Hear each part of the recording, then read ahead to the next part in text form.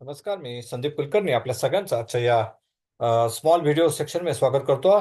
आपण dynamic tip वरती आज बोलतोय आणि डायनॅमिक टिप मध्ये आजची जी पार्ट टू मध्ये पहिली जी टिप आहे ती आहे कोर सँड बेंच लाईफ. संपण्यापूर्वी कोरची सँड ही वापरली पाहिजे. साधारणपणे बेंच लाईफ जर बघायला गेलं तर ती 35 ते 40 मिनिटं असते. ऑफकोर्स आपण हे कोलबॉक्स बद्दल बोलतोय. कोलबॉक्स मध्ये साधारण 35 ते 40 मिनिटापर्यंत त्याची बेंच लाईफ असते. आणि ज्यावेळेस आपण सँड तयार करतो त्यानंतर 35 ते 40 मिनिटांमध्ये ती सँड हॉपर मधून आपल्याला संपवावी लागते.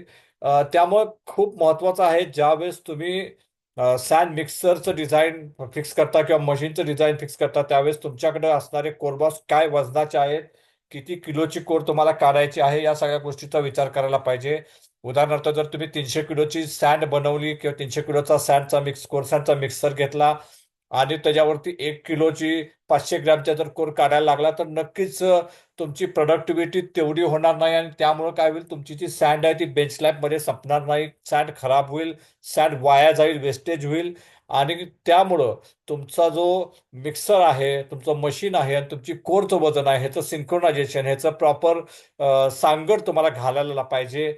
जर तुम्ही 5 किलोची कोर काढताय तर नक्कीच तुम्ही 100 किलो किंवा 200 किलोपर्यंत सुद्धाच मिक्सर हा ठेवू शकता. कारण तुम्ही साधारणपणे एका तासामध्ये जर आपण ॲव्हरेज बघितलं तर 45 मिनिटामध्ये साधारणपणे 30 ते 40 कोर काढू शकता. आणि 40 कोरमध्ये नक्कीच तुमची 100 ते 150 किलो सँड ही संपू शकते. तर ते भान तुम्हाला ठेवायला पाहिजे. लंच टाईमच्या अगोदर विचार करायला पाहिजे की मला लंच टाईम माझा होणार आहे तर मी किती वाजता मी लंचला जाणार आहे, त्या हिशोबाने मी सँड संपवली पाहिजे आणि मगच लंचला गेले पाहिजे.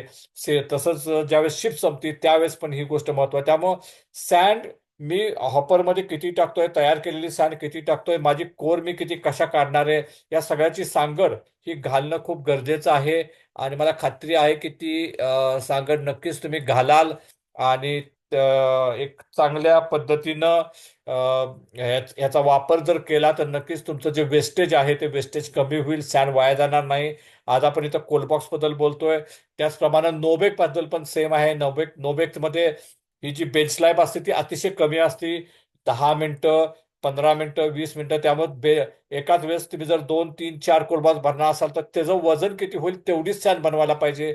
जर तुम्ही एकच कोर भरणार असाल तर तेवढ्या कोरला लागणारी सँड तुम्ही बनवली पाहिजे. कारण कोलबॉक्सला तुम्ही हॉपरमध्ये साठवू शकता पण नोबेकमध्ये ती हॉपरमध्ये पण साठवू शकत नाही. त्यामुळे जेवढे कोर कोरबॉक्स तुमच्या हातात आहेत किंवा जेवढे कोरबॉक्स तुम्ही भरणार आहे तेवढी सँड एट अ टाइम तुम्ही तयार केली पाहिजे आणि ती लगेचच्या लगेच वापरून संपवली पाहिजे. त्यामुळे bench life of sand core मेकिंगमध्ये खूप महत्त्वाचा भाग आहे. बेंच कोरच्या सँडच्या बेंच लाईफवरती लक्ष द्या आणि वेस्टेज टाळा. हा एक संदेश देत मी आजचा हा व्हिडिओ संपवतोय. धन्यवाद. Thank you very much.